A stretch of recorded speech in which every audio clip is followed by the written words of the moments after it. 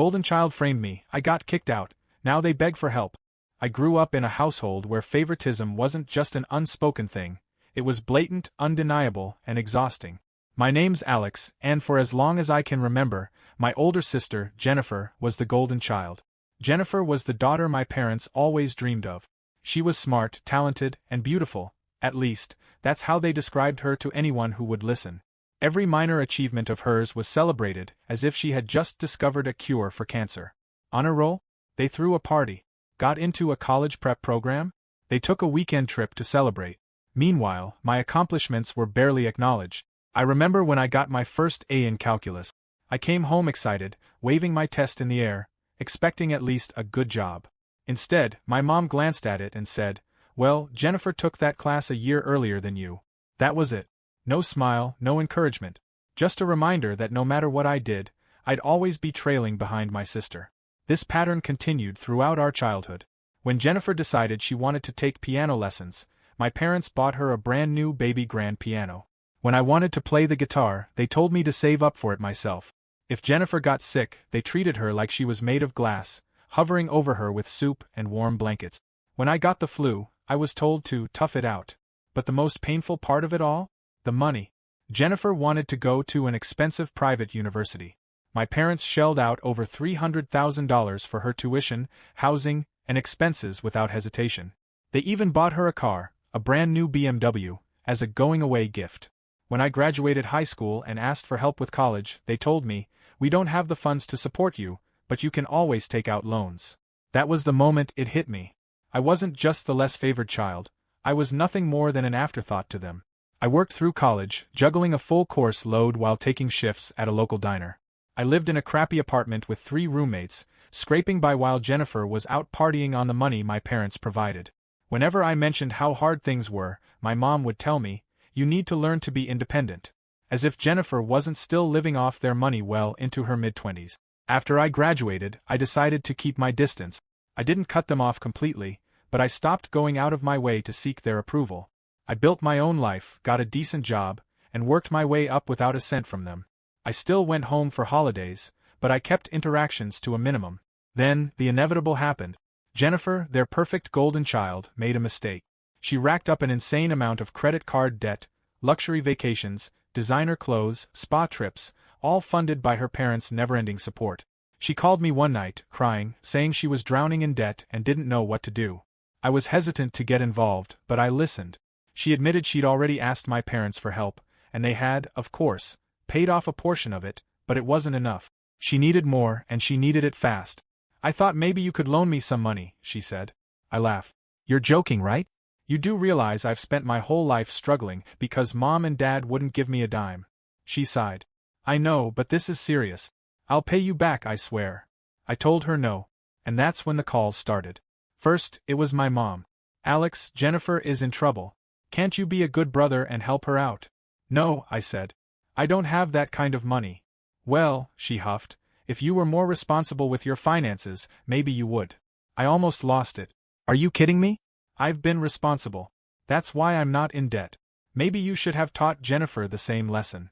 She didn't like that. Then my dad called. "Alex, you need to step up. Family helps family." "Oh, like how you helped me with college?" I shot back. Silence. He sighed. "That's different." "No, it's not." When I refused again, the guilt trips started. They told me I was being selfish, that Jennifer was going through a tough time, that I should be grateful for the way they raised me. I reminded them that I had raised myself.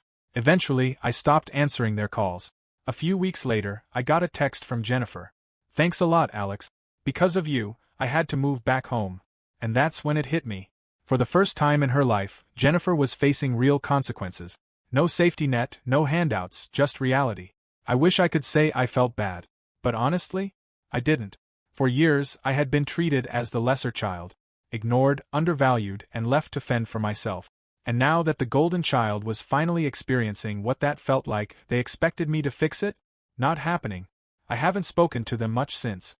My parents still reach out occasionally, usually with passive-aggressive comments about how family should stick together. But I know what they really mean. Family should stick together when Jennifer needs help. Funny. That's not what they said when I was struggling. Growing up, I always knew my sister, Jennifer, was the favorite. My parents never even tried to hide it. She was the golden child, the one they doted on, the one whose every achievement was celebrated like she had just won a Nobel Prize. Meanwhile, I was just there. No matter how hard I worked, no matter what I accomplished, it was never enough to warrant the same kind of attention or support. When it came time for college, I had my heart set on attending a prestigious university in Canada. It was one of the best in my field, and I had worked my ass off to get accepted. The only problem? The tuition was steep, $120,000 for the entire course. I knew it was a lot, but I also knew plenty of students took out loans to cover the cost. I went to my parents, hoping they'd at least co-sign a loan for me. I wasn't even asking for their money, just their signature so I could secure the funds myself. But the second I brought it up, my dad shut it down. "We're not taking on that kind of risk for you, Alex," he said, barely looking up from his laptop. My mom just sighed, shaking her head. "You need to be more realistic. Why not go to a state school? Something affordable." That was the thing. They didn't want to support me, but they had spent over $300,000 on Jennifer's education without hesitation. They had covered every single cost for her, even bought her a brand new BMW when she graduated. But when I asked for a signature, not even money, just a signature, they couldn't be bothered. I was furious but not surprised. This was just how things had always been. But I wasn't going to let them stop me from going after what I wanted. If they wouldn't help, I'd find another way. That's when I turned to my Aunt Karen. Karen was my dad's older sister, and she was everything my parents weren't: fair, successful, and actually decent to me. She was a well-respected surgeon, and while we weren't particularly close, I knew she had always seen how differently my parents treated me. When I called her and explained my situation, she didn't hesitate. "How much do you need?" she asked, cutting straight to the point. I was shocked. "Aunt Karen, I wasn't asking you to pay. I was just hoping you'd co-sign a loan." "Nonsense," she said. "You've always been a hard-working kid. If your parents can't see that, that's their problem. I'll cover your tuition." I couldn't believe it. After years of being treated like an afterthought, someone was finally stepping up for me. I thanked her 100 times, promising I'd pay her back as soon as I was financially stable. She just laughed and told me to focus on my studies. For the first time in my life, I felt like I was free. I had a real shot at success, and I didn't need my parents to get there. But then Jennifer found out. To this day, I don't know if she was jealous or if she just couldn't stand the idea of me getting help when she wasn't the center of attention. Whatever the reason, she decided to ruin everything. I don't know how she did it exactly, but she somehow fabricated fake letters, emails, printed documents, even text screenshots, making it look like I had been lying to our family, manipulating Aunt Karen, and saying awful things about my parents behind their back. She crafted this entire narrative where I was some deceitful, money-hungry traitor who had turned my back on the family the moment someone else was willing to help me. And my parents? They didn't question a single thing. One night, I came home to find all my belongings stuffed into garbage bags on the front lawn. My mom was standing in the doorway, arms crossed, eyes filled with nothing but disgust. My dad was behind her, silent but just as cold. "What's going on?" I asked, already feeling the pit in my stomach grow. Mom scoffed. "You really have the nerve to ask that after everything you've done?" I had no idea what she was talking about. "What are you?" "Jennifer showed us the messages, Alex," Dad cut in. "We know what you've been saying behind our backs. We know how you manipulated Karen into giving you money." I froze. "What? That's not true. I didn't manipulate anyone. Aunt Karen offered to help because you two refused. But they weren't listening. Jennifer had gotten to them first, and that was all that mattered." "You are no longer welcome here," Mom said, her voice steady, final. "We're done with you." I looked at my dad, searching for even a flicker of doubt in his expression, but there was nothing. Just indifference. "Take your things and go," he said. "You're on your own." I wanted to argue, to demand proof, to make them sit down and actually listen to me, but deep down, I knew it wouldn't make a difference. It never did. Jennifer had always been their golden child. If she said the sky was green, they'd believe her without hesitation. I grabbed my garbage bags of belongings, threw them into my beat-up car, and drove off. I didn't even know where I was going. I just knew I couldn't stay there. For the next few weeks, I couch-surfed at a friend's place, barely scraping by while trying to figure out my next move. I had no money, no safety net, and no family to rely on.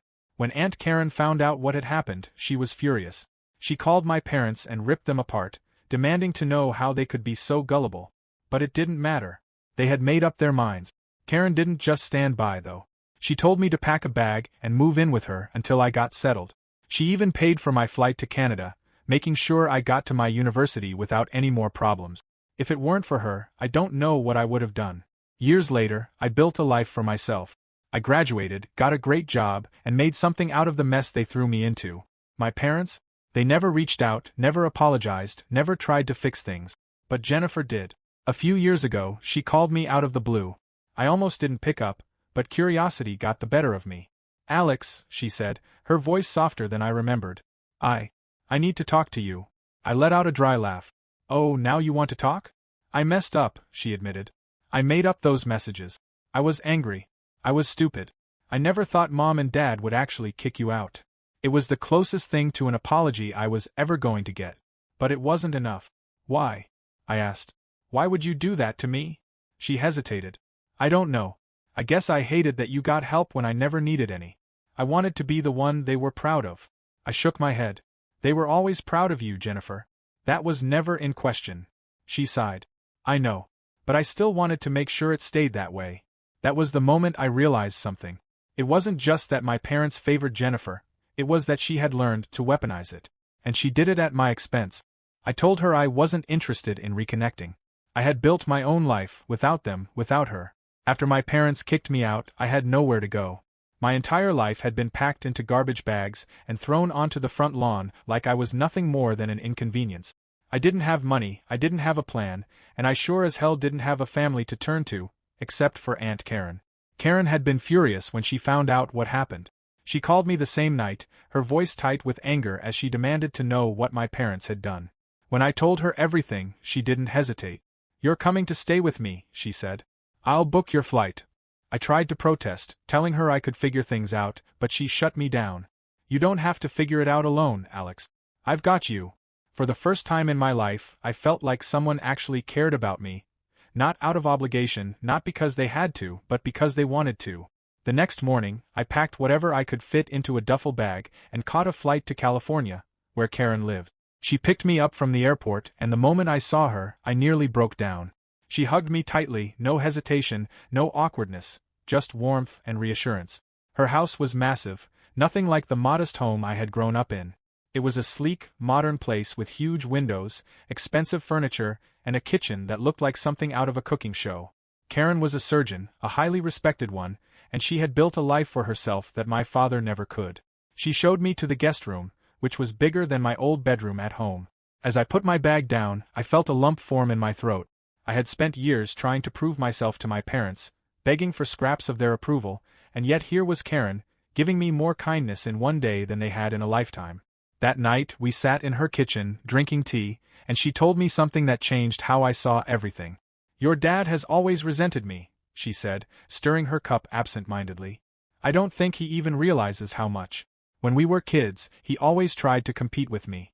He wanted to be the successful one, the one our parents were proud of. But I was the one who got into med school. I was the one who made something of myself while he settled." I stared at her, confused. "But Dad's not exactly struggling. He's doing fine." Karen shook her head. "Fine isn't enough for him. He always saw my success as a reminder of his own shortcomings. And when you started showing ambition, when you wanted more than what he had, I think it triggered something in him. You weren't just his son, Alex. You were his competition." It hit me like a punch to the gut. My whole life, I had thought my dad just didn't care about me the way he cared about Jennifer. But the truth was worse. He saw me as a threat. "That's why he never helped you," Karen continued. "Why he refused to co-sign your loans, why he let Jennifer manipulate him into turning against you. He wanted to see you struggle, because if you succeeded, it meant he had failed." I didn't know what to say. I had spent years wondering why my parents treated me the way they did, trying to figure out what I had done wrong. But the truth was, it had never been about me. It had always been about him. Karen must have seen the look on my face, because she reached across the table and squeezed my hand. "You don't need them, Alex. You never did. You're going to do amazing things, and they're going to have to live with the fact that they weren't part of it." She was right. Over the next 4 years, Karen became more of a parent to me than my actual parents ever had. She paid for my education, but more than that, she supported me in ways I had never experienced before. She celebrated my achievements, encouraged me when I struggled, and made sure I never felt alone. I worked hard, determined to make something of myself, Not for my parents, not to prove anything to them, but for me. I refused to let their rejection define me. During those 4 years, my parents never reached out. Not once. No calls, no texts, no emails. It was as if I had never existed to them. At first, it hurt. I kept telling myself they would come around, that maybe one day they would realize what they had done and try to make amends. But they never did. Jennifer, on the other hand, reached out once. She sent me a short, smug message a few months after I moved in with Karen. "Guess you found yourself a new mommy," she wrote. "Hope she doesn't get tired of you like everyone else did." I didn't respond. She wasn't worth my time. After I graduated, I made the move to Canada, starting a new life on my own terms. It was terrifying but also freeing. For the first time, I wasn't tied down by the weight of my family's neglect. I wasn't trying to prove myself to people who would never care. I was living for me. Now, years later, I look back and realize that getting kicked out was the best thing that ever happened to me. It forced me to break free from the toxic cycle I had been stuck in my whole life. It pushed me toward people who actually valued me. My parents missed out on everything. My graduation, my first real job, my successes. They missed out on seeing the person I became, and that's on them. I don't need their approval anymore. I made it without them. After years of struggling, working harder than I ever thought possible, and pushing myself beyond what I thought I was capable of, I finally made it. I graduated from college with top honors, landed a high-paying job in the tech industry, and by the time I was 26, I was making $200,000 a year. It felt surreal. For so long, I had been the kid who was left behind, the one my parents refused to invest in, the one they discarded without hesitation. But now I was successful. I had built a life entirely on my own, without a single cent from them. After spending years in Canada, I decided to return to the United States. Not to reconnect with my family. No, that bridge had long since burned, but because I wanted to be closer to my new friends and the opportunities that had opened up for me. I moved to a city where I knew I could thrive, got a beautiful apartment with floor-to-ceiling windows overlooking the skyline, and for the first time in my life, I felt at peace. There were no more sleepless nights worrying about whether I could afford my next meal, no more feelings of inadequacy from years of being compared to my sister. I had made it, and I had done it on my own terms. Then, 4 years after my parents had thrown me out like garbage, I got an unexpected phone call. It was a normal evening. I had just finished a workout and was making dinner when my phone buzzed. At first, I didn't recognize the number, but something told me to pick up. "Hello?" I answered, half expecting it to be a spam call. There was a pause, then a voice I hadn't heard in years. "Alex, it's your mother." For a second, I just stood there, gripping my phone so hard my knuckles turned white. I almost hung up. But curiosity got the better of me. "What do you want?" I asked, my voice colder than I intended. She sighed, as if this was difficult for her. As if she was the one who had suffered. "Alex, we need to talk. It's about the family business." I let out a humorless laugh. "Oh? The same family business that I was never part of? The same family that tossed me out without a second thought?" "Please," she said, her voice softer now, almost pleading. "Just hear me out." Against my better judgment, I did. It turned out that after I left, my parents had put Jennifer in charge of the business. The golden child, their perfect daughter, the one who could do no wrong. They assumed that because she was smart, she could run a company. But Jennifer was never as capable as they made her out to be. She had spent her whole life being handed everything, never once working for what she had. And it showed. Under her leadership, the business slowly crumbled. Bad investments, poor management, and a complete lack of financial discipline had drained the company dry. My parents had poured their remaining savings into bailing her out multiple times, but it was never enough. Now they were out of money, and they needed my help. I almost laughed out loud. After everything they had done, after years of ignoring me, betraying me, and cutting me off, they thought I would just step in and save them? I let the silence stretch between us before I finally spoke. "So let me get this straight. You had a son who worked his ass off, who begged for your support, and you turned him away. You gave everything to Jennifer. You put her on a pedestal, made her your priority, and now that she's ruined everything, you suddenly remember I exist." She started to say something, but I cut her off. "Tell me, Mom, in the last 4 years, did you ever once think about reaching out? Did you ever wonder how I was doing? Or was I only worth calling when you needed something from me?" She was quiet for a long time. Then, barely above a whisper, she said, "We thought you didn't want to hear from us." I shook my head, my anger simmering just below the surface. "No, you didn't want to hear from me. Because that would have meant admitting you were wrong. And now that you're finally facing the consequences of your choices, you expect me to fix it. Alex, she said, and I could hear the desperation in her voice. We're going to lose everything. I didn't even hesitate. That's not my problem. For the first time in my life, I heard my mother cry. It should have affected me. Years ago, maybe it would have. But now? Now I felt nothing. You did this to yourselves, I continued. You put Jennifer on a pedestal and let her ruin everything while I was out in the world, struggling just to survive. And when I needed you, where were you? Nowhere. And that's exactly where I'll be for you. Please, Alex, she whispered. We just need. I ended the call before she could finish. As I stood there, staring at my phone, I realized something. That was closure. I had spent years wondering if my parents would ever regret what they had done. If they would ever see me as anything other than a burden. And now I had my answer. They didn't want me back because they loved me. They wanted me back because they needed something from me. And that wasn't love. I blocked the number and went back to making my dinner. I wasn't their son anymore. I wasn't their backup plan. I was free. After my mother's desperate phone call, I thought that was the end of it. I had made my stance clear. I wasn't going to be their lifeline. I wasn't going to clean up the mess they had made after casting me aside for years. But, of course, when people are desperate, they don't give up easily. A week after that call, I came home from work to find someone waiting for me outside my building. Jennifer. I almost walked right past her, pretending I didn't see her, but she called out before I could get inside. Alex, wait! I stopped, slowly turning around.